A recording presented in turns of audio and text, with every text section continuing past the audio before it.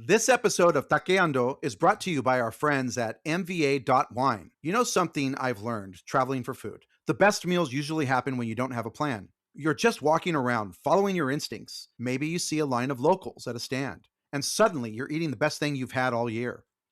Wine works the same way. The other day, Luca, Robert, and I had a chance to taste a few bottles from the folks at MVA.wine, and it had that same feeling. The kind of wines you usually only find because someone puts you onto them. Their process is kind of wild.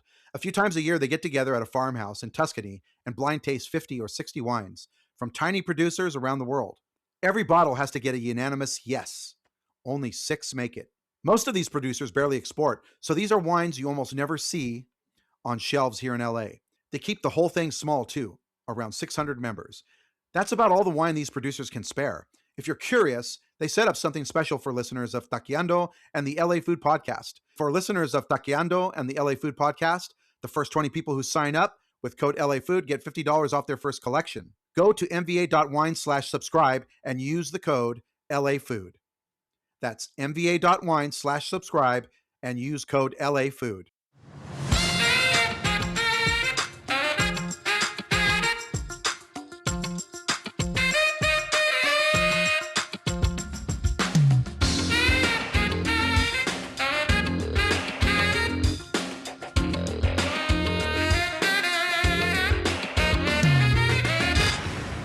Hey everyone, welcome to Taqueando. I'm your host, Bill Esparza, and this week we are heading to Chileno Bay, Los Cabos, which is an alberge collection resort. Now they're hosting this Baja Lab Kitchen in 2026 here, and they have this visionary chef lineup celebrating Baja's local bounty. And we just missed Chef Manuela Buffara, who is one of my favorite chefs in the world, but an amazing chef in Brazil from Curitiba, from the eponymous Manu, and she kicked off the series.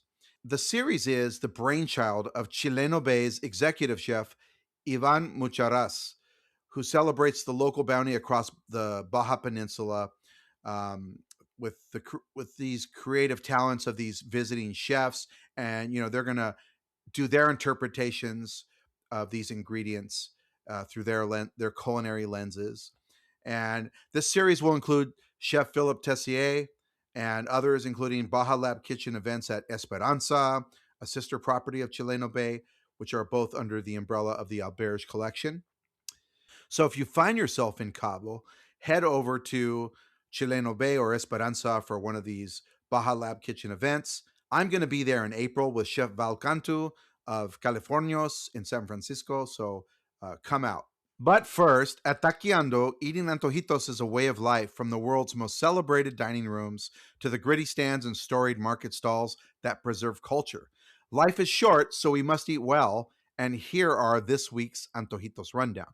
Now, for this week, I have a wonderful chef coming on here, Chef Manuela Buffara, and I'm going to tell you the story for antojitos this time. I'm not going to tell you where I ate this last week, but I'm going to tell the story of when I went to her restaurant. So it was December 2020. I was in Sao Paulo, and oh my gosh, that was, when I think of it now, I'm more scared now than I was then. But it was the pandemic, and I went on a plane. I was wearing 2 masks and a screen, and we were sitting aisle and window only, nobody in between. I had the air blasting on me, and I was super worried. I was more worried. I'm more worried now, when I look back at it, than I was then. But I was extra careful, and I was social distancing from everyone. I just was like walking around the city, avoiding people, and just being very careful not to get COVID-19. I'm there in Sao Paulo, and I was talking to Chef Alberto Landgraf of one of my favorite restaurants in the world, Oteki in Rio de Janeiro. And I said, hey, I want to go to Manu. I've been wanting to go, and it just never worked out. And so he called Chef Manuela Bufara and got me a reservation. So the reservation was for the next day. I don't know what day it was. Doesn't matter. And so I'm like, okay, I have a reservation in another city. but I don't have a flight yet. So I went online, looked for a flight. And I'd already said yes to the reservation. I said, yeah, I'm coming. And Chef Manuela had messaged me and she said 5 p.m. please. And I'm like, okay, because she was already booked for that night. And of course, it was social distancing. The restaurant had only been open since October of 2020 after being closed for 8 months due to the pandemic. And they had limited seating due to the pandemic. And so I got a flight, came in the morning. She sent a car for me, her driver, and picked me up. And he was supposed to take me to the hotel, but I was like, okay, I want to go to this central market. I'd been reading about it, and the central market there in Curitiba, in the state of Paraná, Brazil.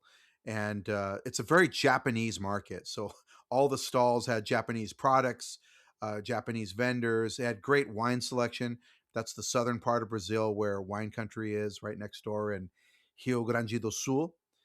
And so I had him drop me off there and I shopped. I got myself a bottle of sparkling wine and I headed to the hotel. The hotel was right across the street from Manu restaurant. It's called the Noma Hotel. Beautiful hotel. And so I show up for my reservation at 5 o'clock and there's no one in the restaurant, just me. And I thought, okay, this is, pandemic shit.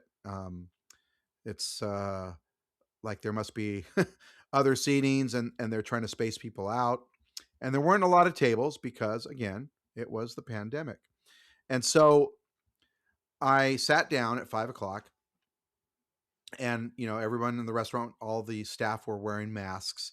And I embarked on this amazing 11 course tasting menu that started out with scallops from the region, the Vieira scallops, which they served in actually like it was like oyster shells, and and so that was a wonderful start, a local scallop, and then followed by her very famous dish of a carrot with farinha de agua, which is like a yuca based flour, like a crispy flour that was served with it, um, and then squid with corn and basil, a local squid, and a dish that kind of surprised me, like cauliflower, but it was with passion fruit and peanuts. And it's a very famous dish at Manu, and I love that dish. It was very memorable. Amberjack, local amberjack, a wonderful eggplant dish, and something very special. This pork, slice of pork that was very pink in the middle, and it's a rare pig breed called the Mora pork, which is a blend of Iberian. It's descended from Iberian, Duroc, and Canastra breeds of pig, and it's there from southern Brazil, and a really wonderful, flavorful piece of pork. Just had the best time. That menu Now that menu does not exist anymore. There are some dishes that remain, but they've changed. And the wine list at the time was from sommelier Julie Rodriguez, and she was very focused on all Brazilian wines and Brazilian natural wines, Brazilian sparkling wines, and so uh, that they've changed at Manu because they want better wines. Brazilian wine is great. It's great to experience it. I really love it. And I brought back some wonderful wines that I still have in my refrigerator, my wine fridge. And but they don't match the international level of the cuisine. When you're cooking a high level of cuisine and you have people coming in and they're doing these tasting menus, they're not getting the best wine they can have.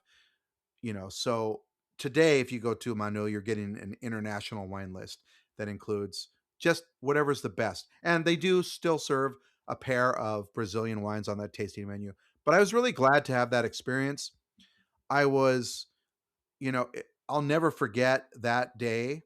It was just a perfect day of flying in, getting picked up, being loved and cared for, and I had a wonderful hotel stay.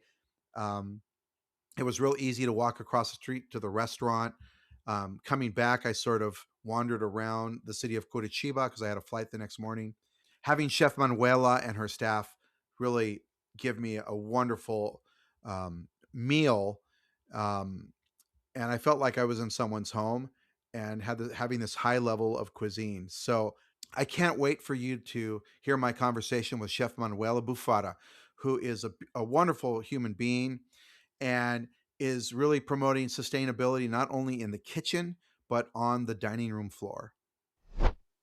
So let's talk about Chef Manuela Buffara. Is a Brazilian chef based in Curitiba in southern Brazil. Was recognized as the 2022 best female chef in Latin America by Latin America 50 Best Restaurants. Um, Chef Bufara also manages the Surya Hotel in the Curitiba region and is a partner at Eximia Bar in São Paulo. Um, she leads, we're going to talk about this later, but she leads the Instituto Manu Bufara, which undertakes educational and social inclusion projects, distributes food to the city's poorest areas. She's also been a judge on the sixth season of The Taste Brazil. And Bufara also has a permanent seat on the Basque Prize jury, where she's been since 2019. And every year, her restaurant has been, Manu in Curitiba has been ranked uh, on the Latin America 50 best restaurants, and it's an amazing space that I told you about that I really love. So I am honored to have you on the show today. Welcome, Chef Manuela. Thank you. Thank you. It's a pleasure to be here with you and see you again. Yes, I think I kind of surprised you in Rio. Yes. Yeah, but it was good. It's good when you contact me, and I'm happy to be here sharing the story and share some nice projects and talk about food. Always amazing. Yes, always. And I'm super. Yeah, I mean that my experience at your restaurant was wonderful, but I was pleased to learn that you started out as a journalist. And I mean, what got you into journalism? Well, I always want to travel and inform people. I believe I'm crazy about explore and curious about the world, about people. And so I think my first choice, I was, when you were in Brazil and you decided too early, I had to decide my future when I was 16, when I started to apply for universities. And I chose journalism. At that time, it wasn't like food and perspective, Yeah, university, culinary. Yeah, so I choose journalism. So I started my university when I was 17, and when I was 18 I already switched and they started my career. Well, I did both, but I started my career at culinary school in Italy. So yeah, so that's how I started as a journalist before. yeah. I mean, definitely. I feel like all the best chefs, the best restaurants, whether it's a chef driven restaurant or even a simple regional restaurant that cooks are storytellers, um, for sure. Yes, I think I just change how to inform and how to educate it. Now I use food, Right. and that time I use maybe pencils and paper. But yeah. Yeah. And so you were in Seattle, I guess, where um, you were working at, can you tell that story? That's an interesting story. So you were working at a hotel, I believe. Yeah, And so yeah, tell me about that. I I did a work experience in Seattle to learn English. I was around 17, right before the university. I did apply to university, and then I took a break, and then I went to Seattle to learn English in a ski resort. But in that year was really bad. There is snow. So I went to this hotel called Salish Lodge and Spa.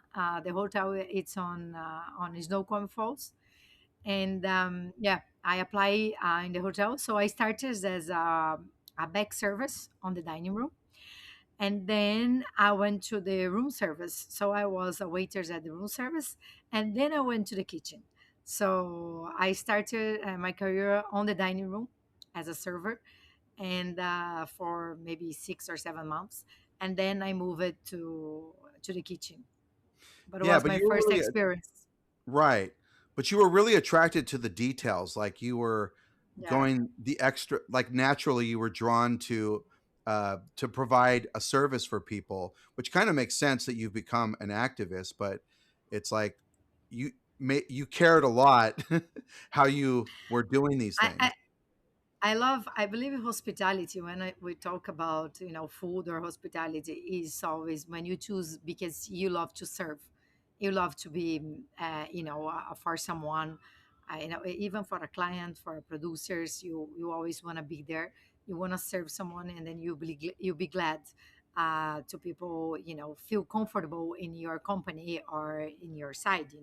So this is for me is hospitality. So when I started in the hotel, was my first contact with people with hospitality, so to serve someone.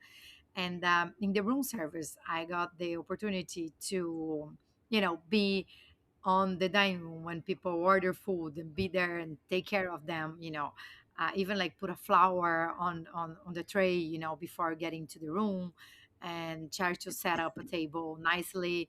And so was some great opportunity. And then I understand how lucky I was and how glad I felt to be doing something for someone. And I think this is hospitality, and doesn't matter if it's on the kitchen or on the dining room, or you want to people be comfortable, be happy around you. Now it all makes sense how I ended up at your restaurant and all the things you did.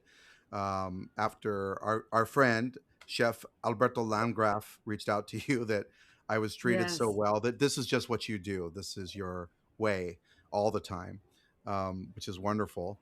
Um, but then, okay, so you found your love of service and you went straight to you went to Italy. You worked at Bergamo, and you also interned at Noma. Um, so how did your experience in Europe, kind of lead to create this incredible restaurant Manu? Because obviously those were your very formative. Uh, you opened Manu right after you came back home from Europe. Yes. So actually, I went to Italy to do a cooking school at Costiglioli d'Asti. And then after my school was 1 year school, I went to work in Bergamo at Da Vittorio. So I stayed at Da Vittorio. After Da Vittorio, I went to Brusa Porto. I went to Polenzo, and I went with Guido. So I did my time with them, and then Guido sent me to San Maurizio. Was Guido San Maurizio, and there the chef and the sommelier always give me magazines. And one of that magazine in Apicius, a Spanish magazine, was Noma, and was one of the first article of Noma. And then I send an email to them asking if I can be doing an internship. In that time was 2006, I Oh believe. wow! So I went to Noma. 2006 was just me and a guy from Nepal in the prep kitchen, and then the chef Thorsten. He was a Polish guy. So it was amazing. He was our chef in the morning, and then I stayed at Noma for 4 months the first time, and it was amazing. I believe at Noma I understand about how important is to understand where you come from, the producers, the products that you have, and give a voice to the product. you know like sometimes you want to use so many techniques and so many stuffs, and then you realize that how simple is a good broccoli or a good carrot, or so. And then that was my first contact with farm to table and stuff like that. And I went back, and then I started to work in a hotel in Curitiba, my hometown. I stayed at the hotel for 3 years, and then I went to Alinea. I spent in Alinea 3 months. Um, it was incredible. It was in 2000, I believe 10 or 11, and then I opened Manu after Alinea. I went Right, back, and 2011. You opened Manu. yeah, I opened Manu in 2011. Yeah, that's I think there's so much we talk about these restaurants so much, El Bulli, Noma, Alinea, but they are such an important, I think, when I think about Latin America, a place that I spend a lot of time, um, so many chefs have come out of those kitchens and are taking different paths with those philosophies and those approaches and those techniques. It's very unique what you took from Noma, and you can see it. Well, I mean, the ideas, right? The approach, not your style. Your style is very original, and yours. Um, so when you first opened Manu, did you start with this 11 course tasting menu? Yeah, Manu always was a tasting menu since the beginning.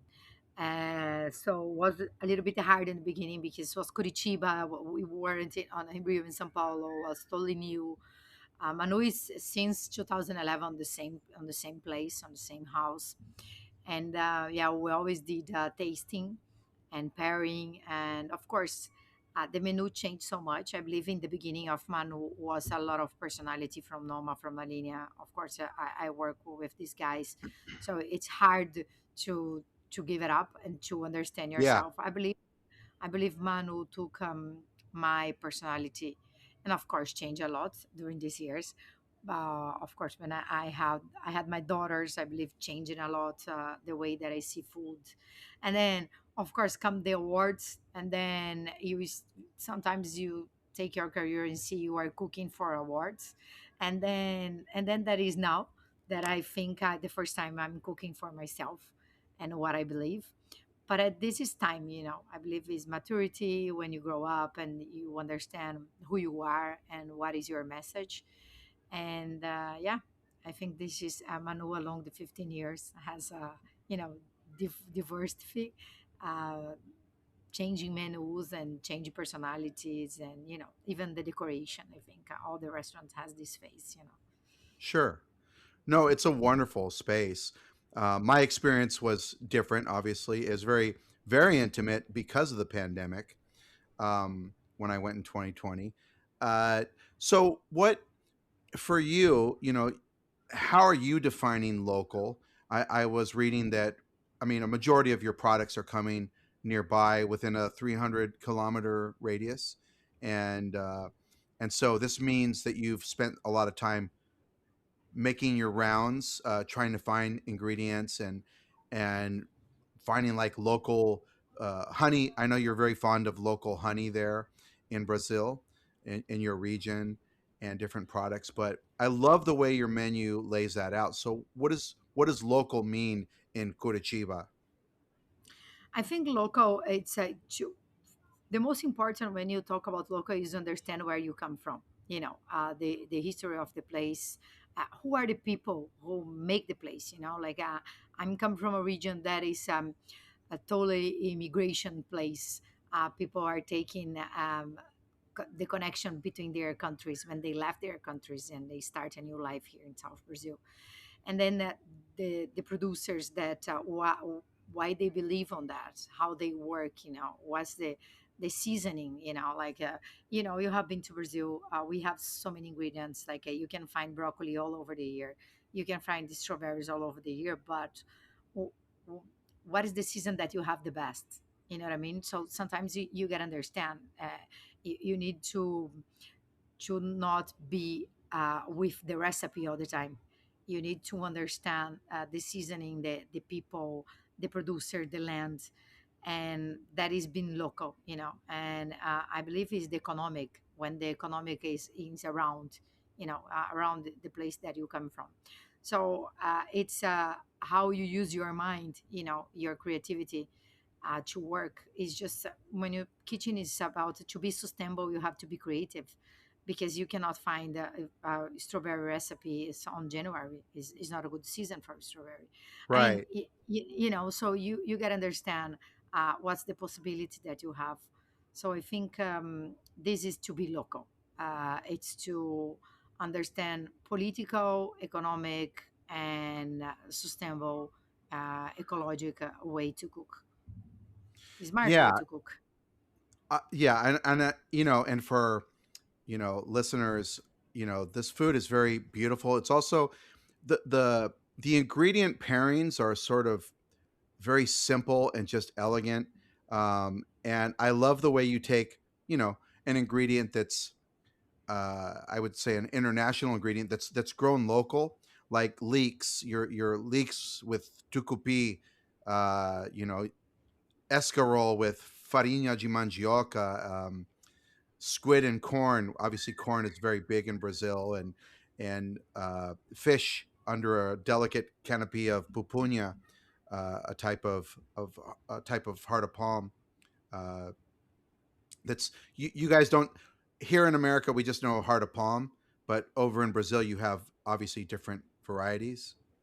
Yes, we have different jussara, pupunha, we have the fruit, and how we use it is totally different. We have the conserve, we do spaghetti with pupunha, so of course we use it different ways, and we use it fresh, we use it as a pickle. So yeah, and the ingredients is totally different, between the places, and Brazil is really huge, and sometimes the palm heart is different in south than you can find in the middle of Brazil. Right. And so you get when you go to Manu, you get a little bit of Curitiba and Brazil on every dish in some way, um, which is really nice. Now, when you first started, well, when you first started, you didn't start in 2020. When I went in 2020, you had a very strong Brazilian wine list. It was almost all Brazilian.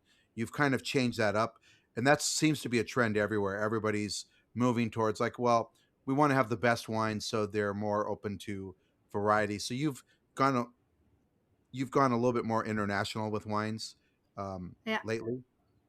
I think I want to serve a good wine that is Yes. connected with the food. Doesn't matter if it's natural or not. I want people have the best experience.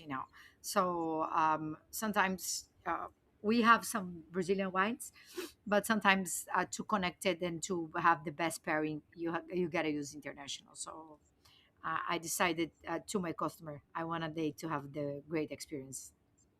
Right, right.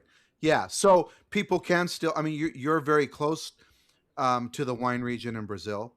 Yeah, Um, we have a lot of wines on the wine list. So if people want a bottle, and then on the pairing, we have two labels of Brazilian wines, the Petinat that we started, and then we have a white one, a Chenin Blanc. It's the winery. It's a Brazilian wine, but of course, the grapes they do the wine at in another region, as in Chile, but they put it on the barrica here in Brazil, but the grapes come from Chile. yeah, it's hard.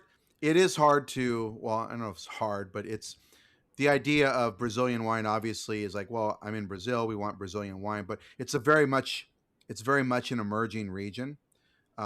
For me, it's fun to go taste there, and the one time I went and experienced that, like I didn't realize there were so many good Brazilian wines. But obviously, it's very young. It's got a long way to go before it can, as you said, achieve the kind of level of flavors and pairings that you can have when you have the full international wine list at your fingertips.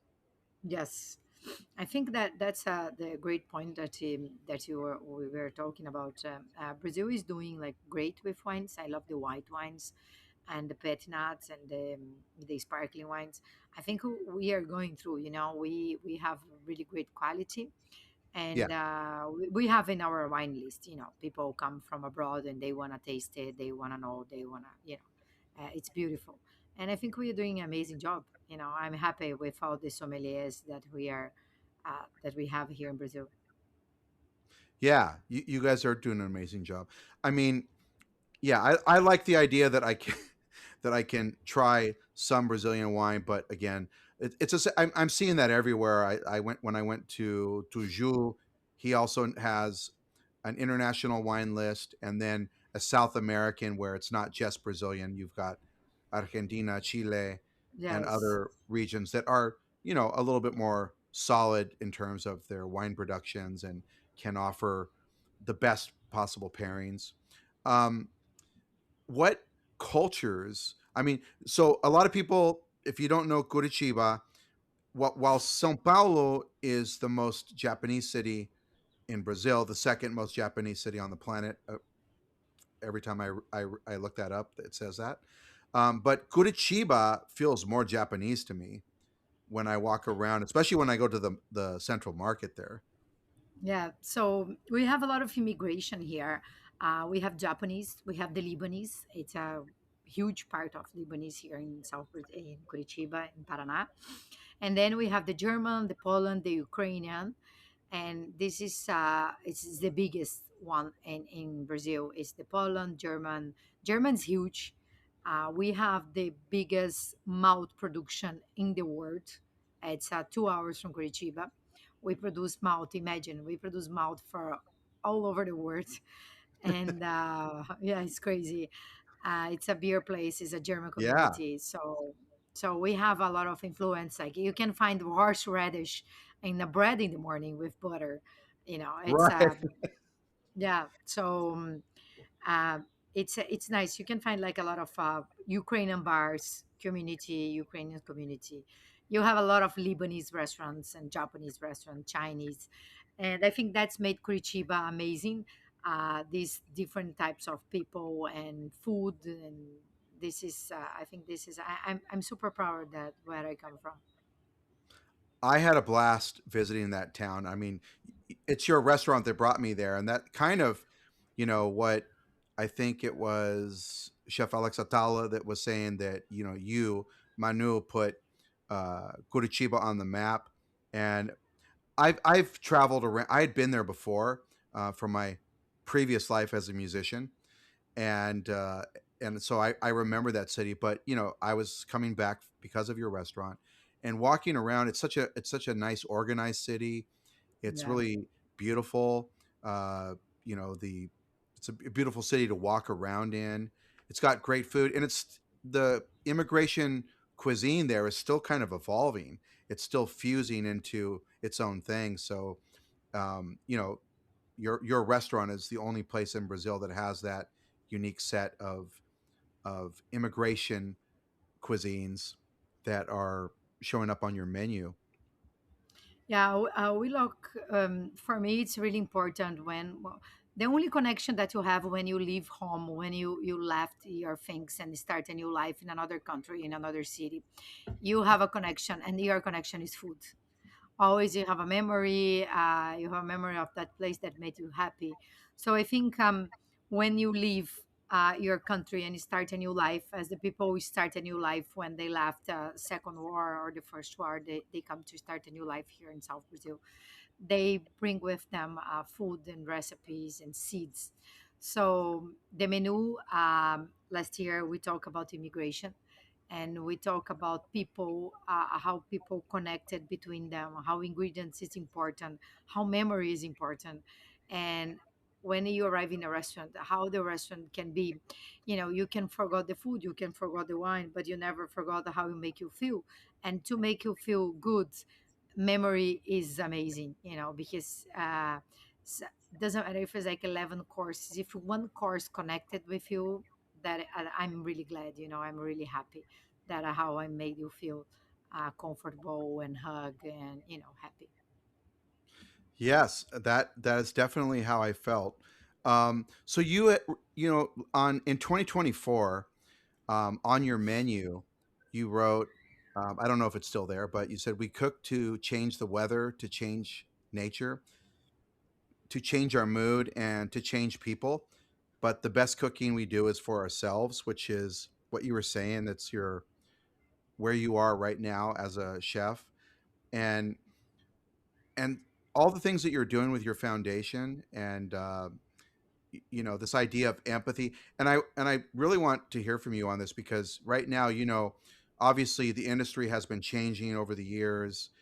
We have been moving away from the toxic kitchens of the past, or we're trying to anyway, and it still comes up here and there where you know some chef is in trouble for behavior in the kitchen, having to apologize.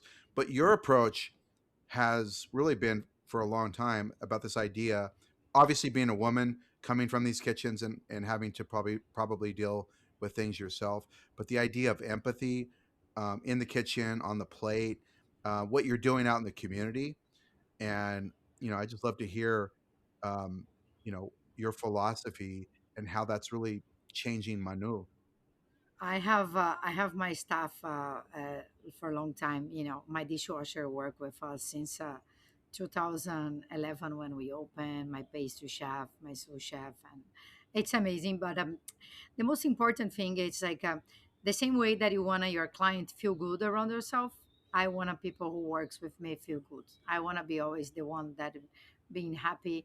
I always try to not bring problem. You know, I'm always happy. I'm always have a good energy, and I think this is like how I connected with people, with my staff, and I want they feel comfortable and they being loved to work at Manu. You know, of course, it's always about when we talk about sustainability, we talk about sustainability with nature, but we have to talk sustainability as a human being, as financial, you know, and how make the restaurant, you know, healthy. And I think this is like make me healthy, you know, have people really love to work around me, to work in the place that I created. You know, I don't have partners. Mano is just me, myself. And then I think this is like how I want people to see Manu, you know, like, oh, it's a nice place to work. Yeah, you feel comfortable. Chef, it's really nice. She's really respectful and polite. I always treat people how I want people to treat me. So I have this philosophy because this is how I learned at home with my parents. You know, that's the education that I had with my family. And I always, I think you don't need to have a loud voice to talk with people. You need to be smart. You need to be respectful, and you need to hear. You know, first thing is hear, and then you talk. My grandfather always tell me like you have two ears and one mouth, so hear more, talk less. And Right. yeah, so I think this is how the philosophy that I had at the restaurant, and of course we had some, you know, stuff inside. There's like yoga. We have massage once in 15 days. We have talks and we have something as a family. You know, like I mean, of course it's a employer to the owner, you know, but it's still like have a like good relationship. You know, um, being like open mind to change. I think this is the most important thing. Like we are at Manu for 15 years, and time change. You know, uh, the way that we see things. You know, the way that people wants uh, to deal with their lives. You know, they want to leave. They don't want to spend like 16 hours in a restaurant anymore, and that's a deal. You know, like we open the restaurant at 6 and our last reservation is at 8 for 10:30. Everyone be home 11 to have a healthy life. You know, we close twice in a week. And not just me, but you can see around the world a lot of people is changing and doing something for themselves and for the team. You know, so this is, I think this is for the future, not just restaurants. I think a lot of companies. I have my husband is a lawyer, has a huge company, and most of the people do homework, home office. So I think this is the way the world are changing. You know, we are taking care more of. We are looking for our body for the health part. You know, so I think this is the future. You know, and I always try to be the one that if God give me the power to cook, is I have the power to take care of people, client. So I had to take care of the people who is around me, to are the one who are serving the clients. So you know, so I think this is like the way that I think, and of course sometimes we make wrong steps. Sure. Is normal, you know, but it's not for the bad reason. Sometimes it's a bad decision.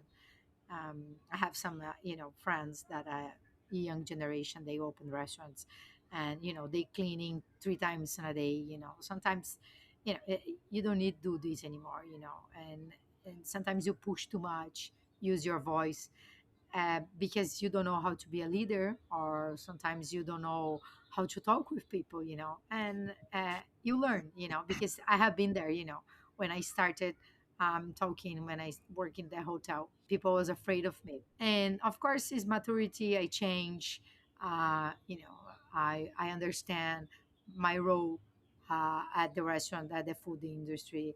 I understand how power is when you got awards and you have a microphone and you have to speak for the others. You know, you have a voice, so you have to help the others, the people are close to you. You know, so this is how my philosophy and how I work at my business, the business that I develop.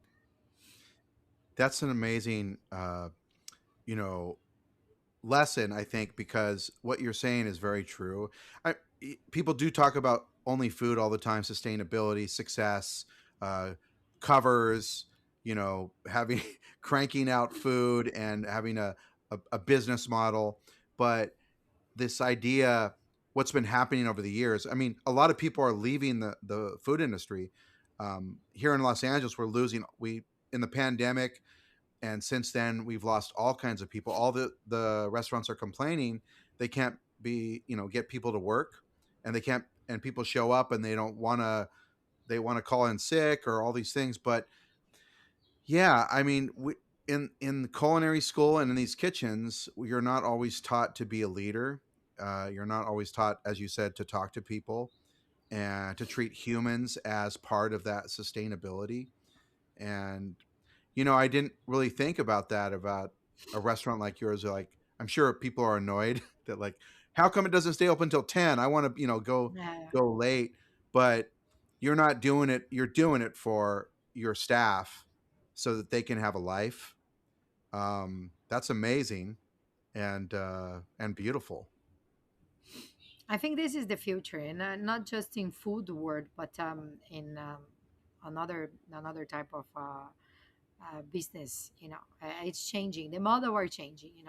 It's like when we talk about 20 years ago, they changed when the woman start to work outside the being in office, and Yeah. the food changing that time. Remember, women was cooking at home, and then with the industrial and all the transformation, the food changed. Now the food are changing again. So I think that we are getting better. We wanted to get better, so of course we change, and the society change. Yeah. It is. It's funny at times that there's all this progress in the world, but we haven't we're not working less. Yeah, yeah, yeah. And when there's all this technology and all this, we should be working less. And so you're actually taking that approach. Yeah, Bernie Sanders would love you. This politician we have here in the United States that actually believes that, where we should be at a 4-day work week, and we should be working less hours if there's all this productivity and increase. And so there you can get it right there at Manu. Um, but you're also doing this out in the community, and so it sounds like you grew up in a really loving home, and you attend church. You're very family oriented, but you're not using that. You're using it in the best way. You're going out and helping people and been feeding people there in Curitiba.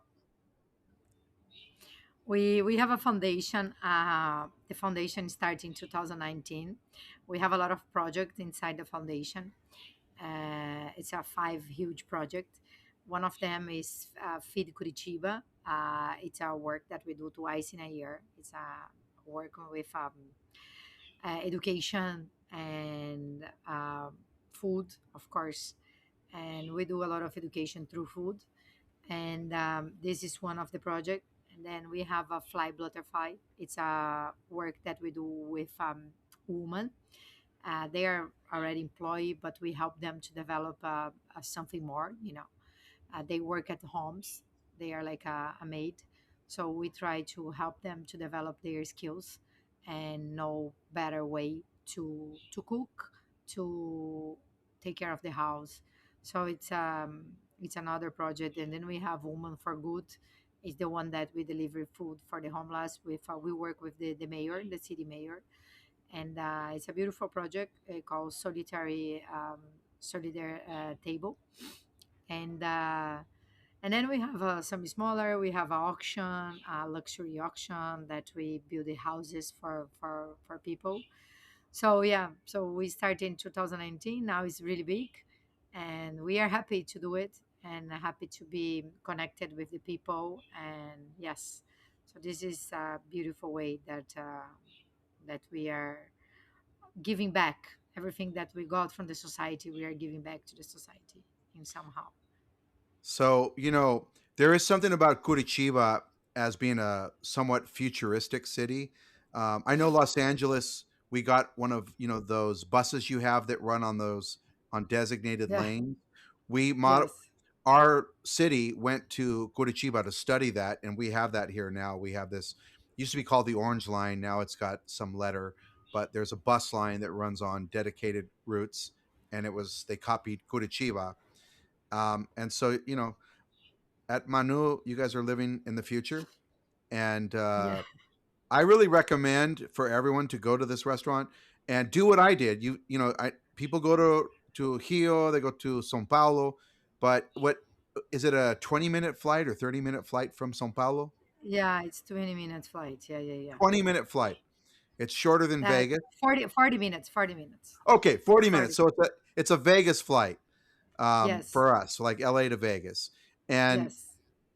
so when they're there, uh and we're also looking and talking about, like, where is that restaurant. We're always complaining about restaurants that are not doing things right, chefs that are not doing things right. Here you have it, folks. Chef Manuela Manu in Curitiba, go there, where workers are treated fairly, and they get to go home and enjoy themselves at night. They get to go out and have a cerveja bem gelada. And so besides Manu, again, a breathtaking restaurant experience. It's that day with you and the way I was treated, is one of the best days of my life as far as like dining uh, experiences. It's memorable. I can remember that whole day. It was like it was a perfect day and perfect experience for me, and I'll always remember that. What are five other restaurants or foods people got to try? Because Curitiba is different from Sao Paulo. It's different from Rio de Janeiro. What are five culinary dishes or restaurants experiences that they need to have there in Curitiba? Curitiba has amazing restaurants, amazing place. I love the cocktail bars. We have a really nice cocktail bars here. One of them that I love is Testa Rosa. And then we have this restaurant. There's a combination between Japanese technique and Japanese ingredients. He's a Japanese guy, but it's a really easy, comfort, you know, sharing style, kawazu. And then we have, of course, the Lebanese that I love it. That is amazing. Is a near Manu, and she's an amazing chef. And it's a good way to treat yourself the Lebanese community. What else? We have Italian. They call Casa. It's a beautiful restaurant. And she's amazing chef, of course. And then we have street food that I love it on the bars. You gotta try it. We have a crab in padinha. I know you're trying padinha, but here we test Yeah, crab. It's a beautiful you can find in the market, and of course you can find the Japanese restaurants in Curitiba that called Fuji. It's inside the market. He's a Japanese, really fresh fish, amazing fish. And what else that I like it? I like the traditional one, the buteco. And then we have a famous dish here we call carne de onça.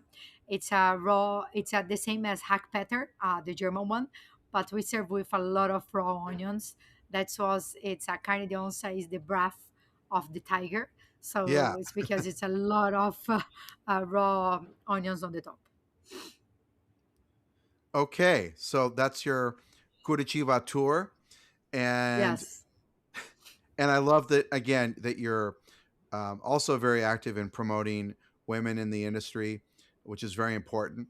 Um, so, Chef Manuela, I'm sorry I'm missing your dinner there at the Chileno Bay, but I I hope to I hope see you you. can come to Brazil. Yeah, you can I come to know I need to Curitiba go again. back.